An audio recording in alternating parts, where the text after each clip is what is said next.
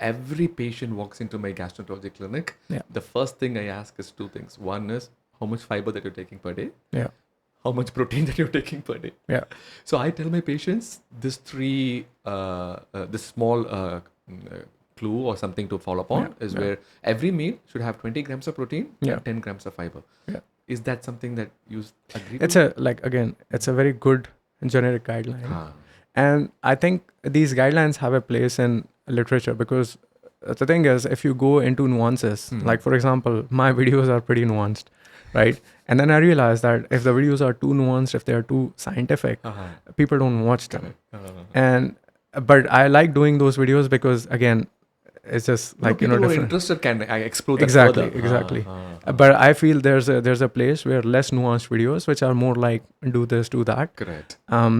It's much more easier. For example, when you go to a doctor, if he starts explaining you about the whole GI tract, how gut bacteria is formed and all that, people will say, doctor, I'm dying here. Can you just prescribe me a medicine? Right. Right. So sometimes prescriptive messaging can also save a lot of lives. So I'm fine with that. So it's a good guideline. Right.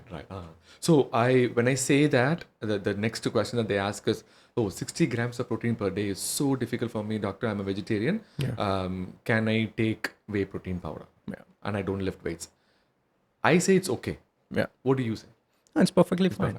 The notion that they cannot obtain 60 grams of protein itself is a big red flag that their diet is really bad. Right? They can take protein powder, no problem. But being a vegetarian, if you're not able to obtain 60 grams of protein, your diet is horrible. Which means education and awareness is not there. Yes. What do you do for those people that come to you? No, we have to tell them. You're saying you can't get 60 grams of protein. You're eating dal. Everybody in India, Correct. they eat They dal, eat dal, correct. right? 100 grams of dal will give you around 22 grams of protein. Right? Then you get then you have paneer. Paneer. So 100 grams of paneer will give you roughly 15 to 20 grams. You can eat yogurt. Yogurt will give you 6 grams of protein per 100 gram. You can easily eat 200, 300 grams of yogurt per day. All this is very good. And there you have it. You have almost 60 grams of protein with just from these three ingredients. Yeah. And there's so much more.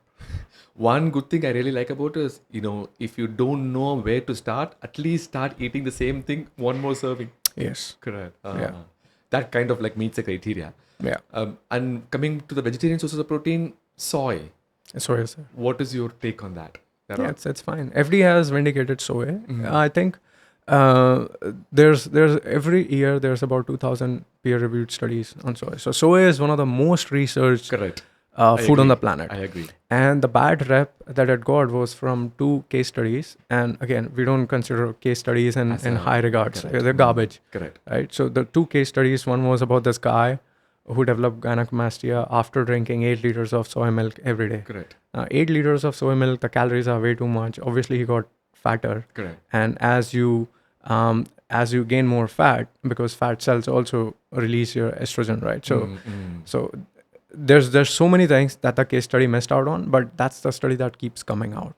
That's a very, very stupid case study, right? So that's the case study which has kind of destroyed reputation of soy. And so far, that's the kind of science that scientists have fought over so many years. Right. Correct. And so I think as of 2021, 2022, soy has been vindicated.